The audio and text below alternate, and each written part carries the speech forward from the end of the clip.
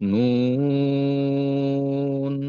والقلم وما Recording in progress. يسطرون ما أنت بنعمة ربك بمجنون وإن لك لأجرا غير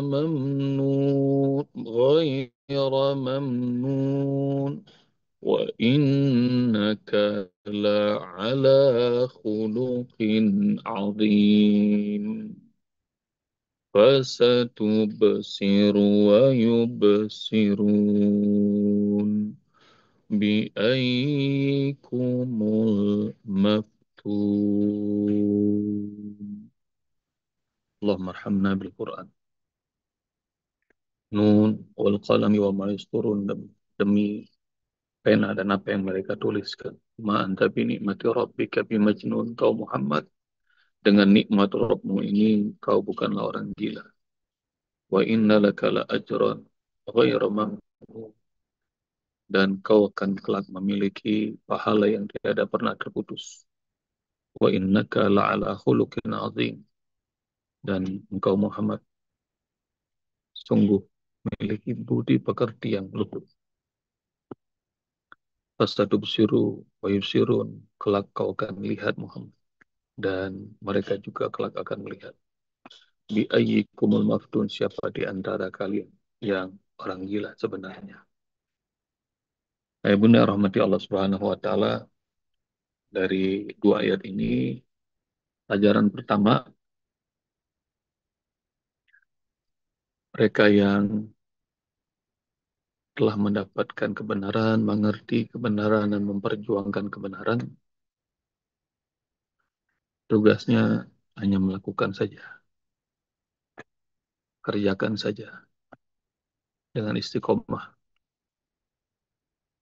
Jadi kalau ayah bunda sudah dapatkan kebenaran, lakuin aja, kerjain aja dengan istiqomah. Meskipun sedikit, meskipun tertati-tati, pegang. Meskipun sehari cuma satu ayat, nikmatin. Dan Alhamdulillah 2-3 tahun ini kita sudah ngerasain perubahan yang amat drastis. Kalau berpegang dengan kebenaran.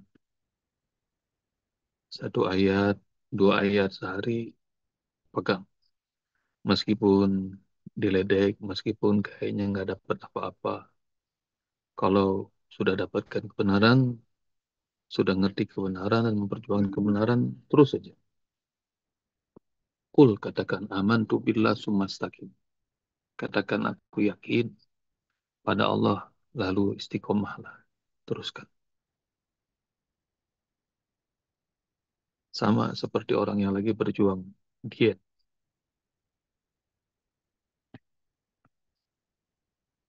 Allah diet. Ntar juga keberhasil. Diledekin. Sama orang-orang terdekat aja pada ngeledekin. Gitu. Tapi nggak apa-apa ya bunda.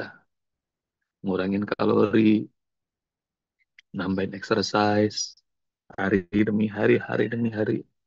Lucunya, kita nggak ngerasain. Orang-orang di sekeliling kita nggak ngerasain. Tapi ntar orang yang jarang ketemu tiba-tiba, kok bisa kurusan gitu. Padahal kita nih kagak ngerasain. Karena kita ngejalanin tiap hari kayaknya nggak ada progres. Tapi bagi orang yang jarang ketemu, wah, kok jauh kurusan. Demikian juga dalam urusan dakwah, dalam urusan-urusan yang gede-gede, ya benar, yang besar-besar. Jadi apa yang besar dalam hidup kita, maka kerjain aja meskipun cuma satu langkah, satu langkah, satu langkah, satu langkah, satu langkah. Kenapa? Karena kelak kau akan lihat Muhammad dan mereka juga bakal melihat. Gitu.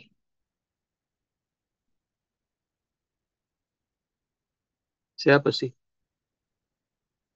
umatnya Muhammad di awal-awal dakwah? Orang-orang yang nggak terpandang, orang-orang yang dilecehkan, Kalaupun ada orang-orang besar seperti Abu Bakar, Umar, Utsman, orang-orang besar, itu cuma sedikit dan tidak berpengaruh buat para pembesar-pembesar kafir Quraisy. Maka dakwah aja terus-terus, meskipun dilecehkan, meskipun dihinakan, meskipun diusir berkali-kali. Tapi coba bayangin ya Bunda, Muhammad SAW belum 10 tahun di Madinah. Jangan 10 tahun, baru tahun ke-6 udah datang dengan pasukan yang banyak, membuat orang kafir Mekah udah gemeter. Hingga kemudian mereka mencegatnya di Hudaybiyah, ditahan supaya Muhammad nggak masuk Mekah. Padahal Muhammad SAW, para sahabatnya nggak mau perang, mau umroh. Allah Subhanahu Wa Taala memberikan mimpi pada Rasulullah SAW. Tadkhuluna al-masjid al-haram insyaallah aminin muhallikina ru'usakum wa muqassirina la takhafun. Itu ayatnya dalam surah Al-Fat. Engkau akan masuk ke dalam Masjidil Haram bersama sahabat-sahabatmu dalam kondisi aman dengan mencukur gundul kepala kalian dan memendekkannya. La takhafun, dan kalian tidak merasa takut. Ayat ini turun Rasul dan para sahabat datang ke Masjidil Haram mau umroh, bukan mau perang, tapi udah ketakutan. Mereka ngelihat Muhammad nggak pakai lama, dan lebih dahsyatnya lagi di perang Mu'tah, Muhammad yang dulu dilecehkan, umatnya sedikit, sekarang udah berani menantang Imperium Romawi yang nggak kebayang sama orang-orang Quraisy, nggak kebayang. Dan lakuin aja, kerjain aja.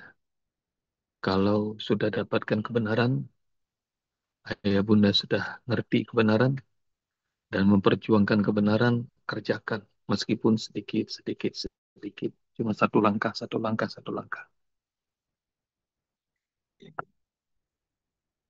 Kalau awalnya ngafal dengan metode kaun itu susah, udah ngafal pakai gerakan lagi, tapi lama-lama dikasih gampang sama Allah, udah ngafal pakai gerakan, suruh pakai arti lagi. Udah pakai arti juga bisa, alhamdulillah. Suruh nulis lagi. Udah suruh nulis, ada lagi ya usbab tuh pikirannya, suruh belajar nulis pakai hati. Nambah lagi, nambah lagi, nambah lagi. Dan rupanya alhamdulillah yang ngikutin nikmat. Tapi yang mikir-mikir, tuh, bisa nggak ya, bisa, nggak bisa. Udah. Mereka nikmatin aja sama ya bunda. Satu, satu, satu, satu, satu langkah, satu langkah, satu langkah. Sama seperti semua kebiasaan baik tuh, ayah bunda, yang kita pelajari susah. Kayak Oma Syarifah tuh, udah jago main angklung. Ya Oma, awalnya untuk mendapatkan nada dan mengerti harmoni itu susah.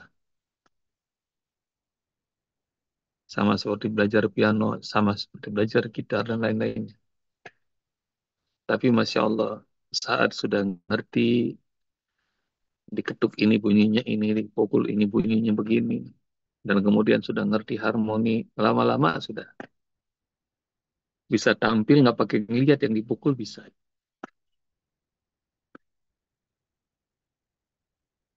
Maka jalani.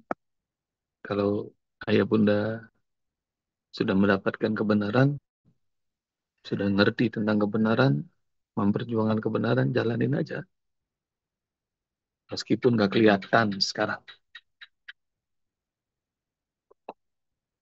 tapi nggak kelihatan aja, alhamdulillah. Al-Waqiah udah, Muluk udah, Ar-Rahman udah, Al-Kahfi udah, Al-Insan udah, As-Sajadah udah, Juz 30 udah, Juz 29 dikit lagi. Insya Allah. Ntar nggak berasa 30 juz udah gitu. Jangan mati dulu ya kalau bisa. Jadi minta sama Allah. Ya Allah, saya niat jadi hafiz Al-Quran 30 juz. Pasang niat. Kalaupun Allah Subhanahu wa taala sudah panggil dan niat itu belum kesampaian, insya Allah sudah Allah catat sebagai hafiz. Seperti orang yang pasang niat untuk berjihad. Jadi orang yang berjihad, yang niat berjihad meskipun belum pernah jihad, maka dia akan dapatkan pahala jihad meskipun matinya di atas pembaringan. Sudah pernah kan ayah bunda cari hadisnya? Kalau belum, cari itu hadis. Pasang niat untuk jihad di jalan Allah. Sama juga pasang untuk jadi hafiz. Jadi ahlul Quran. Pasang niat untuk jadi muqarrabin. Orang-orang yang dekat sama Allah Subhanahu wa ta'ala. Pasang niat jadi sabikun. Asal ada kebaikan, pengen duluan mengerjakan.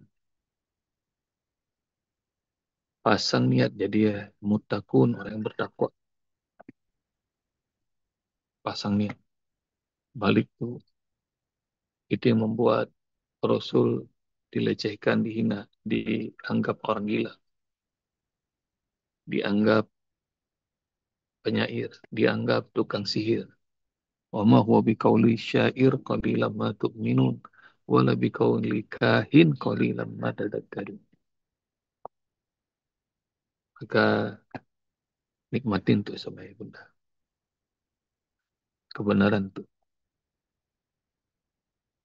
Kalau sudah dapatkan kebenaran, kalau ya bunda sudah ngerti tentang kebenaran dan sudah bisa memperjuangkan kebenaran, satu langkah.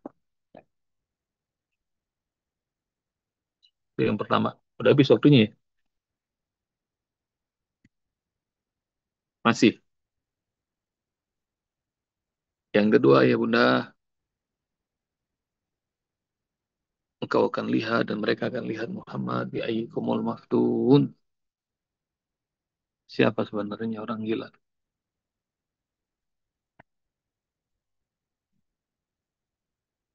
Pelajaran kedua adalah hati-hati dengan doa orang terzalimi. Ya bunda, hati-hati. Kalau lagi di atas, jangan sekata-kata kata orang Betawi. Ngomong seenaknya. Kita orang Indonesia baru belajar tuh hanya gara-gara 3 juta sehari aja kagak cukup katanya. Oh, yang marah banyak.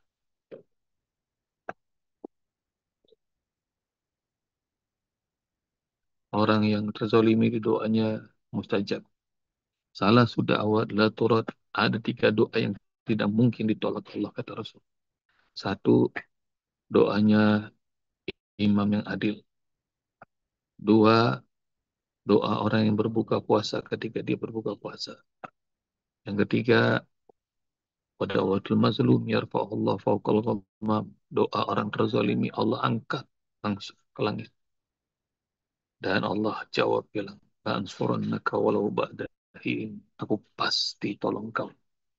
Aku pasti menolong. Tinggal tunggu waktunya saja.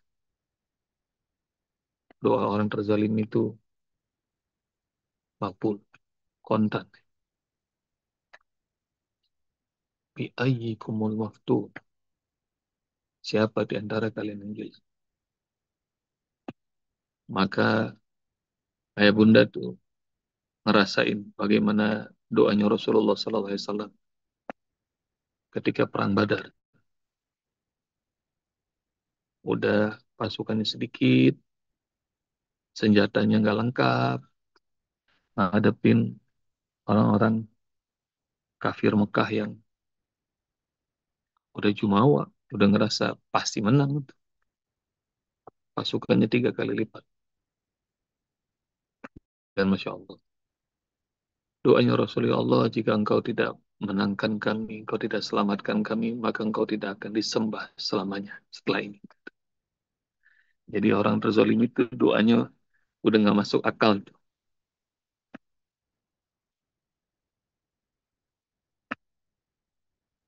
Dan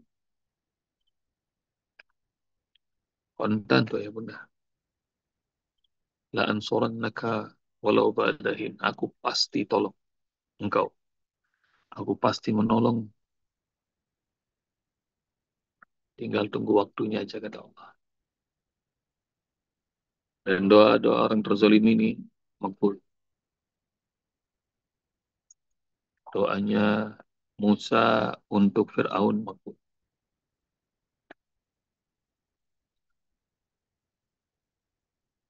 Doanya Ibrahim untuk Abraham makbul. Dibakar di api makbul. Doa Rasulullah SAW buat orang-orang Taif yang mengusirnya makbul. Tapi doa indahnya Rasulullah nggak minta kebinasaan, tapi minta mereka mendapatkan keimanan. Boleh jadi dari tulang sulbi mereka akan lahir keturunan Muslim makbul. Maka meskipun dicaci, dihina, biaikumul waktu, dibilang orang gila, dibilang penyihir, dibilang dukun, tukang tenung, bilang apapun juga, nah, doa aja ya bunda. Tapi kalau doa doa itu yang negatif aja dikabul sama Allah, nah belajar sama Rasulullah. Kalau lagi dizalimi doanya doa positif. Ibrahim doa buruk untuk umatnya. Surah 14 ayat 30 sekian. Ayat bunda nanti cari. Rabbi innahunna adlalna kasiran minan nas. Faman tabi'ani fa innahu minni wa man asani fa innaka ghafurur rahim. Ya Rabb, berhala-berhala itu telah membuat banyak orang menjadi sesat. Sekarang gini aja ya Allah. Udah mulai capek. Ibrahim berdoa. Siapa yang ikut aku, dia umatku. Siapa yang nggak ikut, terserah engkau ya Allah. Engkau yang maha pengampun, engkau maha penyayang. Jadi yang nggak mau ikut, Ibrahim nyerahin aja sama Allah putusannya. Dalam surah Al-Maidah, Rasulullah baca ungkapan doanya Isa ibn Maryam alaihissalam.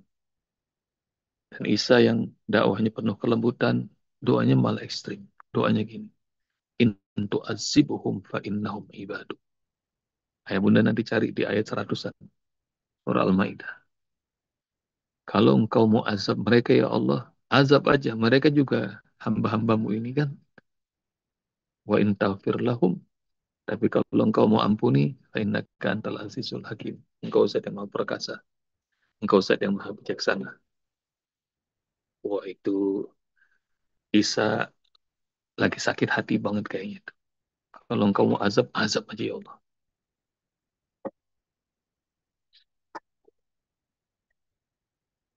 Tapi Masya Allah, ini doanya Rasulullah SAW buat kita. Umatnya yang nurut maupun yang nggak nurut. Rasulullah penyayang. Laqad ja'akum rasulun min anfusikum azizun alaihi ma anittum harisun alaikum bil mu'minina raufur rahim. Ayo bunda lihat bagaimana Rasulullah SAW, bagaimana Allah gambarkan sosok Rasulullah di ayat-ayat terakhir surat At-Taubah. Laqad ja'akum rasulun min anfusikum. Sudah datang seorang Rasul dari kalangan kalian sendiri. Azizun alaihi ma'anitum. Kepikiran sama beliau. Beban yang kalian jalani. Harisun alaikum. Beliau itu amat kepengen kalian itu semuanya sejahtera dunia akhirat. Dia pengayom. Dia penjaga. Bil mu'minina ra'ufur rahim. Terhadap orang-orang yang beriman. Dia itu amat penyantun. Dia amat penyayang. Ayo bunda ntar belajar. Bagaimana Rasulullah SAW tuh mau disakitin, mau diusir, mau keluarganya sahabatnya, saudaranya dibunuh. Nggak, nggak ada doa negatif. Bahkan Suhail bin Amr yang diutus sama orang-orang kafir Mekah untuk melakukan perjanjian Hudaybiyah. Umar bilang sama Rasul, Rasul kalau engkau suruh aku akan penggal leher. Umar udah nggak tahan. Tapi Rasulullah SAW bilang, jangan Umar. Nanti Allah akan tetapkan kebaikan buat dia. Dan dia akan Allah tinggikan derajat. Sama orang yang sudah neken, sudah jumawa, sudah segitu sombongnya, Rasulullah SAW masih doain baik. Ntar Muhammad, engkau akan lihat. Dan mereka pun bakal lihat siapa yang sebenarnya gila, siapa yang sebenarnya ngerugi, siapa yang sebenarnya boncos ke Allah. Gak usah di akhirat, di dunia aja ntar kau bakal lihat. Nah, baliknya ya bunda, 2 poin ini. Kebenaran tuh nikmatin aja sama ya bunda, nikmatin, jalan. Terus kalau lagi memperjuangkan kebenaran, ada sandungan, ada ujian, nah, itu tandanya kita lagi jadi pejuang kebenaran. Kalau semua-muanya lancar, beres, nggak ada yang hasut, nggak ada yang caci, nggak ada yang ganggu. Nah, jangan-jangan ini dakwah model apa nih? Ya, maka ayah bunda jangan pernah takut menikmati itu. Karena kalau ayah bunda lagi Allah tinggikan derajatnya, yang paling hasut tuh namanya setan, iblis, jin, dan teman-temannya. Hasut. Ntar dia bakal menghasut teman-temannya dalam bentuk manusia, nyuruh benci kita. Nah, jadi kalau bunda sudah ngejalani kebenaran memperjuangkannya, terus nggak ada gangguan, hati-hati. Jangan-jangan nih model dakwah apa ini? Dan saya sempat nyesek dalam hati dulu ketika awal-awal dakwah Quran ini, tapi guru-guru saya bilang, jalan terus Bob, katanya. Ini baru jalan yang benar, jalan yang lempeng. Kata.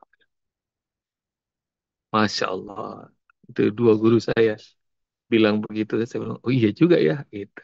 Jadi kalau yang lempeng-lempeng aja, nggak ada halangannya.